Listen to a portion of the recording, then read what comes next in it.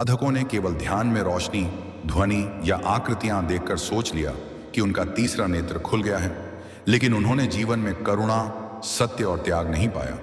यही सबसे बड़ा धोखा है।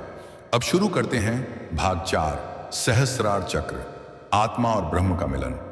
सहस्रार चक्र सिर के ऊपर स्थित होता है। यह सहस्रदल कमल के रूप में जाना जाता है। यहां पहुंचना मतलब समाधि, निर्वाण, पूर्ण आत्मज्ञान। यहां न कोई अनुभव है, न कोई भाव। यहां केवल मैं और तू का भेद समाप्त हो जाता है। अहम ब्रह्मास्मि, यही भाव सहस्रार चक्र का है। लेकिन अगर आपने तीसरा नेत्र जागृत किए बिना सीधे सहस्रार को जगाने की कोशिश की, तो शरीर की ऊर्जा प्रणाली असंतुलित हो सकती है। बिना आज्ञा चक्र की स्थिरता के सहस्रार में जो ऊर्जा जाती है, वो या तो मानसिक असंतुलन या भ्रम या फिर शारीरिक कमजोरी में बदल सकती है।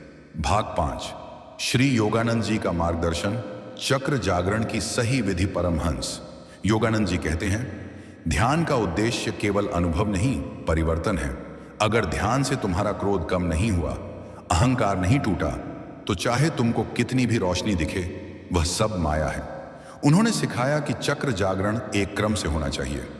मूलाधार में स्थिरता, अनाहत में करुणा, विशुद्ध में सत्य, फिर आज्ञा में ज्ञान और अंत में सहस्रार में मुक्ति। इस क्रम को तोड़ना मतलब बिजली के तारों को बिना इंसुलेशन के छूना। चलिए शुरू करते हैं भाग 6, साधना में होने वाली भ्रमजनक अवस्थाएं। कई लोग पूछते हैं, जब मैं ध्यान करता हूं तो सिर में कंपन होता है, रोशनी दिखती है, अजीब सी आवाजें सुनाई देती हैं। क्या यह चक्र जागरण है? उत्तर है शायद हां, शायद नहीं। कभी कभी यह स्नायु तंत्र की प्रतिक्रिया होती है, कभी कभी बांध टूटने से पहले का कंपन होता है, और कभी कभी ये सिर्फ मानसिक कल्पनाएं होती हैं। चक्रों का सच्चा जागरण तब होता है जब व्यवहार शांत हो, वाणी सत्य हो, भोजन शुद्ध हो और जीवन त्यागमय हो। चलिए अब आते हैं मूल प्रश्न पर। तीसरा नेत्र या सहस्रार चक्र पहले किसे जागृत करना चाहिए? पूरी वीडियो देखने के लिए वीडियो में दिए गए लिंक पर क्लिक करें या कमेंट में हर हर महादेव जरूर लिखें।